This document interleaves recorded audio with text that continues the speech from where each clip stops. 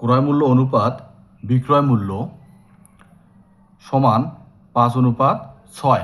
এতে শতকরা লাভ হয় কত?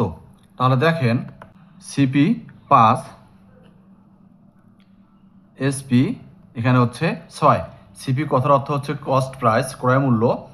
এসপি কথার অর্থ হচ্ছে সেলিং প্রাইস, বাংলা অর্থ হচ্ছে বিক্রয় মূল্য। তাহলে দেখেন, আমরা জানি ক্রয়ের চেয়ে বিক্রয় মূল্য বেশি হলে লাভ হয়। 6 থেকে 5 বিয়োগ করলে হবে 1। তাহলে এখানে লাভ হয়েছে 1 টাকা। লাভ বা ক্ষতি 1 যাবে উপরে, ক্রয় মূল্য 5 যাবে নিচে, গুণ 100%। 5 দ্বারা 100কে ভাগ দিলে হবে 20। 1 এবং 20 গুণ করলে হবে 20%। তাহলে এই কোশ্চেনের অ্যান্সার হচ্ছে খ, 20%।